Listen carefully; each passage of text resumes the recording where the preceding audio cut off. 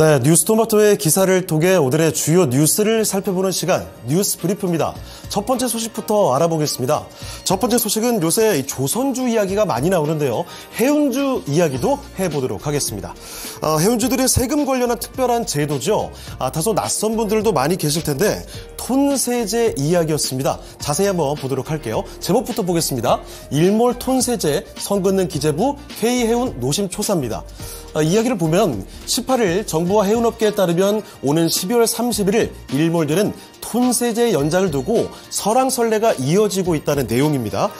이 톤세제라는 건 해운기업을 대상으로 하는 법인세 특례 제도, 특별한 세금 제도라고 볼 수가 있을 텐데요. 일반적인 법인세와 좀 다릅니다. 일반적으로는 영업이익을 기준으로 하고 있는데 이 톤세제라는 거는 운항 선박의 순톤수, 그러니까 얼마나 많이 실어 나를 수 있느냐, 이걸 기준으로 세금을 매기게 되는 거죠. 자, 그런데 해운주들 입장에서는 일반 법인세와 톤세제 중에서 유리한 방식으로 고를 수가 있습니다. 이게 2005년에 처음으로 도입이 됐고 5년마다 일몰이 됩니다. 자, 그래서 연장할지 말지 결정을 하게 되는데 2009년, 2014년, 2019년 세 차례 연장 후에 올해 말에는 연장 여부를 다시 또 결정을 하게 되는 거죠. 그래서 그 시기가 다가오고 있습니다. 자, 그런데 업계 입장을 한번 설명을 드리도록 하겠습니다. 업계 입장은 이렇습니다. 세계적 완전 경쟁 체제인 해운업의 특성상 톤세제를 유지해야 한다라는 입장을 피력하고 있습니다. 자, 그런데 이에 반해서 다른 시각, 또 이야기를 하고 있죠. 조세 형평성을 우려하는 시각도 잔존하지만 우려의 시각이 팽배하다는 이야기입니다. 그러니까 세계적인 현 상황에 비추어서도 기사에서는 그 내용들을 전하고 있는데요. 이런 내용입니다. 전 세계 선대 89%가 톤세제로 세금을 내고 있다. 그리고 전 세계 선봉량 기준 1위에서 10위까지 컨테이너 선사가 있는 국가 중 중국을 제외하고는 모든 국가들이 톤세제를 적용하거나 입법 절차를 밟고 있는 점까지 함께 전하고 있습니다. 해운주 투자에 관심 있는 분들이라면 눈여겨봐야 할 기사 한 가지 이렇게 전해드렸습니다. 자, 다음 소식으로 넘어가 보겠습니다. 자, 두 번째 소식은 대신증권에서 자사주로 상여금을 준다는 소식입니다.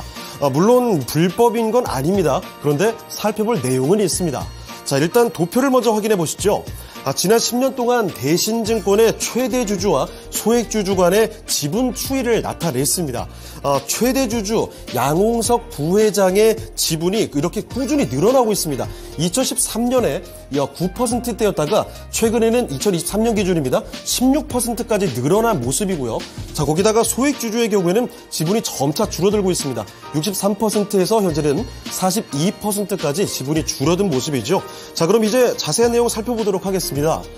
대신증권에서는 자사주를 매입해서 최대 주주 일가와 임직원에게 성과급으로 지급하는 과정을 10년 넘게 반복하고 있다는 점을 지적하고 있습니다.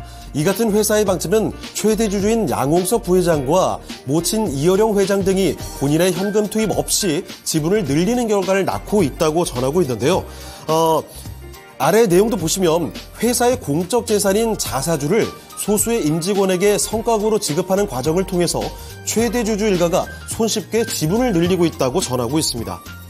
자, 그런데 문제는 이러는 동안에 회사의 주가는 제자리고 소액 주주들이 얻은 게 없다는 거죠.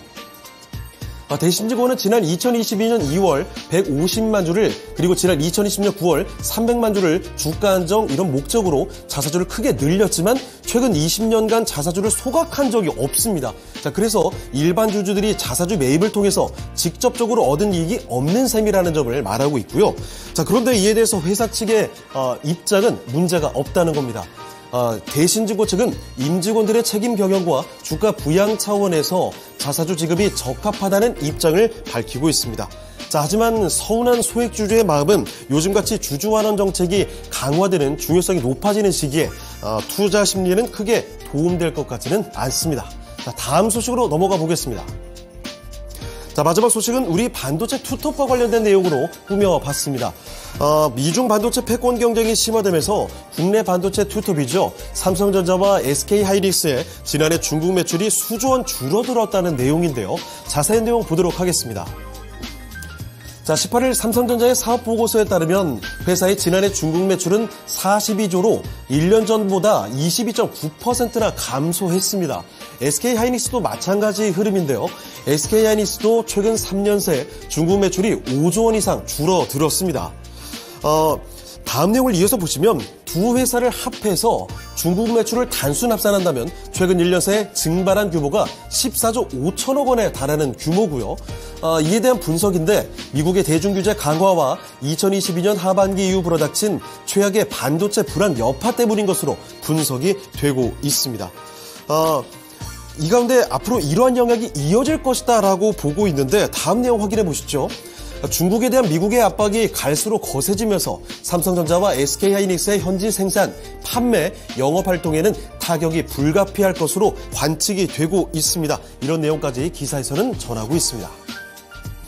자, 지금까지 이렇게 뉴스 브리프의 정보를 전해드렸습니다. 더 많은 뉴스토마토의 기사 내용이 확인이 필요하시면 옆에 있는 QR코드로 들어오셔서 그 내용들 확인하시면 되겠습니다.